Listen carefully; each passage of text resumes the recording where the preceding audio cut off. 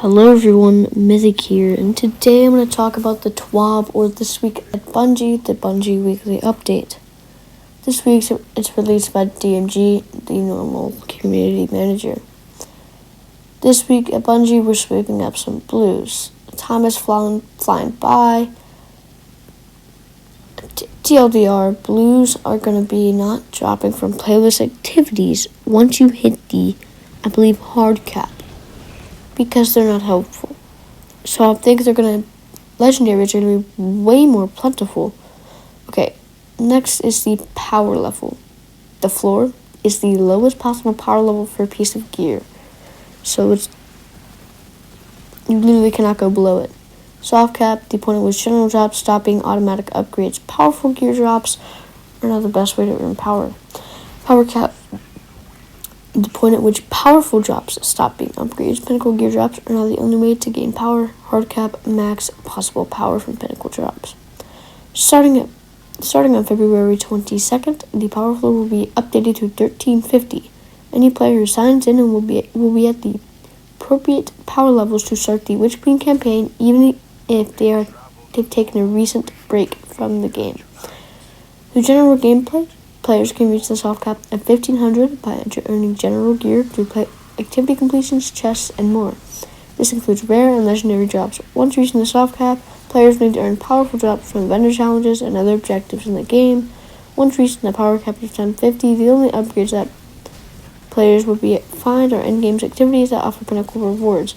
Your final stretch to the hard cap of 1560 will be through raids, Charles Osiris, Iron Banner, and other endgame PvE sources.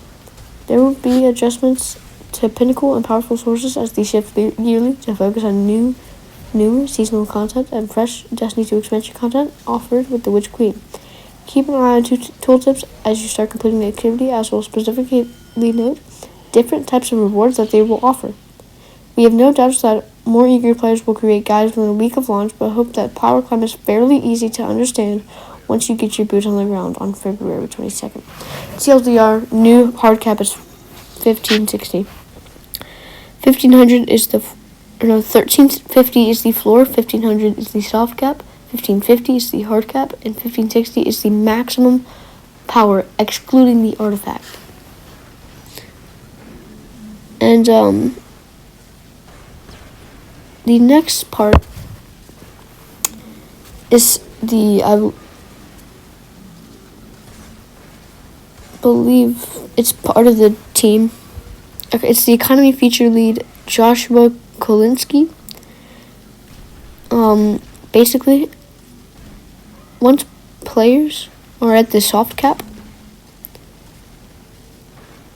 they will see a slightly increased chance of receiving legendaries once you hit 1500. So you won't be seeing as many blues, but you'll still be seeing them. Because I have had multiple god rolls pushed out of my postmaster because of blues. Gunsmith is getting a reputation similar to Crucible, Gambit, and Vanguard. You're going to want to turn into your telemetries and your gunsmith materials. Now,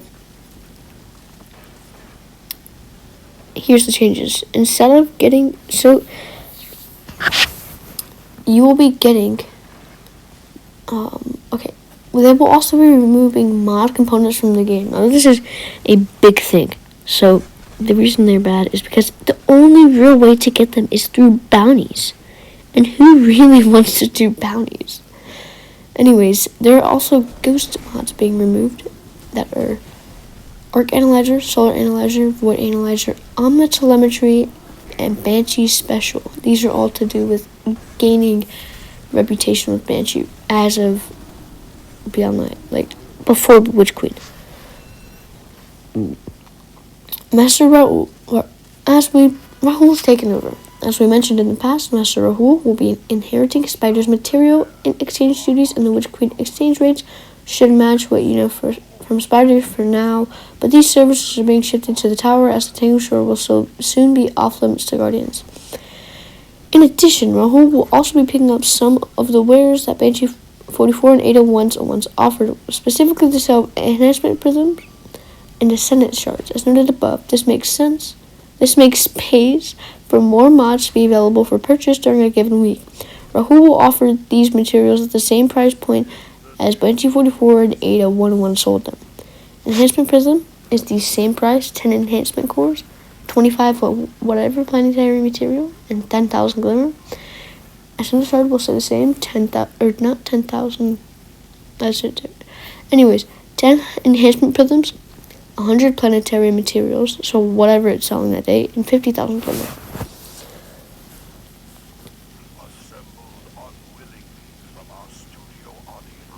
Okay, as a final note, before we move on to some exotic news, Master Rahul will also be able to decrypt Umbral engrams. Oh my god, thank you, Bungie. You've saved so much time and effort. I hate hopping back from the helm to the tower to the helm to the tower. Just make it one vendor. Or you could have put the recaster next to Rahul. Wow. Anyways, focusing for individual seasons.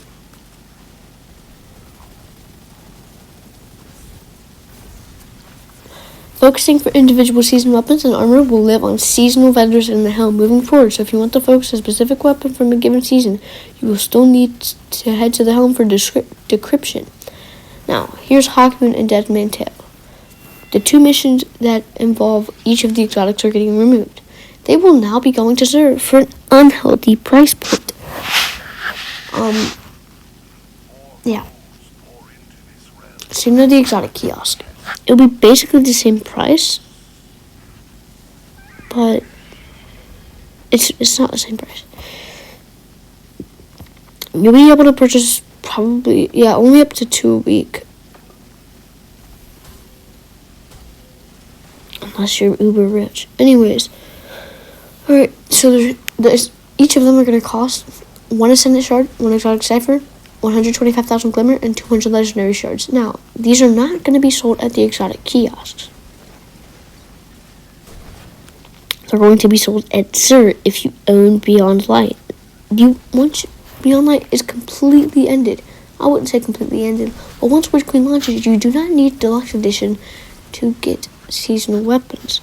Right now, if you go to the Beyond Light kiosk, if you don't have season 12, 13, 14, or 15, or 12, 13, 14, you will not be able to purchase those seasonal exotics. What about the exotic catalysts? Hawkmoon, Deadman Tail, Aegir Scepter, Outbreak Perfected, Whisper of the Worm, and the Fourth Horseman will all be moving to the strikes. Thank you, Bungie. The Fourth Horseman exotic catalyst has been unobtainable since Season of the Worthy. For almost 2 years. Almost 2 years. Yeah, 5 months, it'll be 2 years. Anyways. Okay, let's get into the juicy stuff. The Witch Queen has a new raid. Surprising? No. We still have a bit of time before the world first race begins, so we wanted to get a rally flag planted in the sand for what you should expect to be taking on the challenge. So, the Witch Queen raid. I don't know if that's the name, I'm just saying it because of the DLC name. It's coming out March 5th, 2022 at 10 a.m. Pacific. So reset time. That is literally 2 days before my birthday. Oh my god. I will not be at my setup, so I won't be able to participate.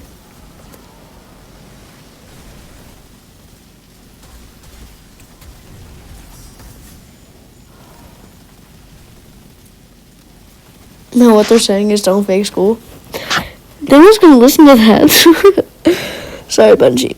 Anyways, it goes into the hotfix resolved issue stuff, which just go look at it. This is on Reddit, Bungie. It's released on websites, articles. I would just go to the Reddit if you don't have the Bungie app.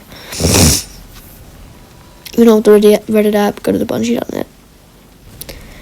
Alright, so that's not what we're gonna discuss my opinions on everything. So let's start off with the power stuff. I did not expect them to still do the same increases. Now, as you know, they did a 200.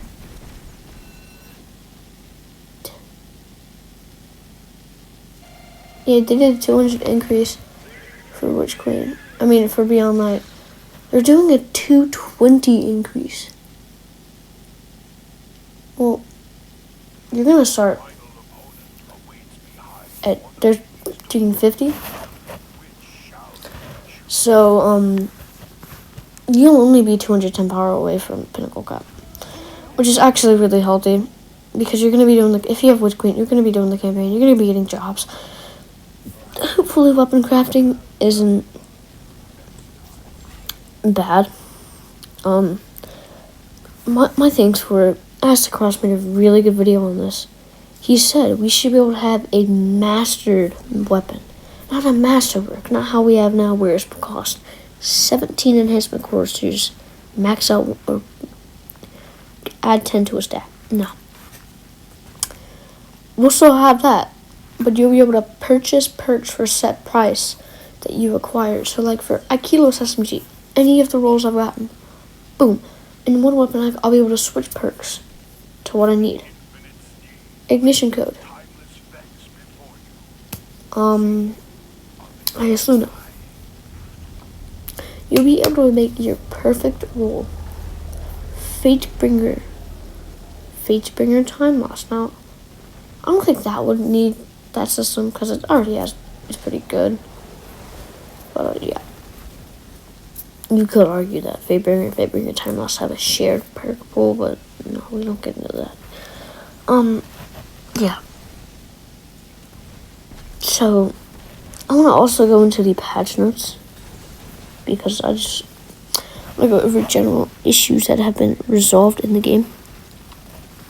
Okay, for Days of Eternity, which is what you're seeing in the background, they fix a rare crash on the Crota encounter. In Grasp of Avarice, the dungeon, on the Ogre boss, they basically made his shield coming down, him being vulnerable to damage, more responsive. Okay. Fix an issue where defeating enemies with the finisher could cause a crash. Now, note there is still general crashes in Gambit. Okay. Here's we'll fix it. Yeah. Invisible geometry, random stuff blocking bullets.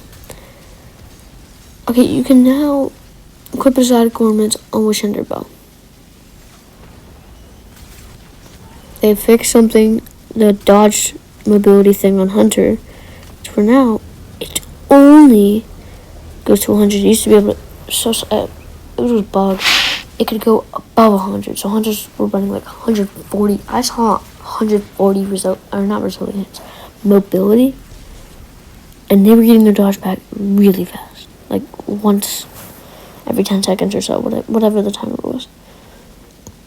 They reverted the colorblind changes. And they made roster performance much better because that's what we needed in the game. So, yeah. One thing, okay, so that's the patch notes. That's gonna be it. That's all I have for you guys today. So, I hope you enjoyed. And see you guys next time. Peace. Okay, that was not all I had. So, Sweptical, someone who has 3 roles first, is doing community clans. If you do want to join one, hop over to his stream when he's live. Ask him, hey, how do I join a community clan? 1 through 4 are full as of making this video. Could be 5, could be full. But just a few rules are: don't be a dummy, don't be annoying, and just be chill. A lot of clans are active because I know I'm in one. And I think people are leaving constantly. I don't know. Yeah.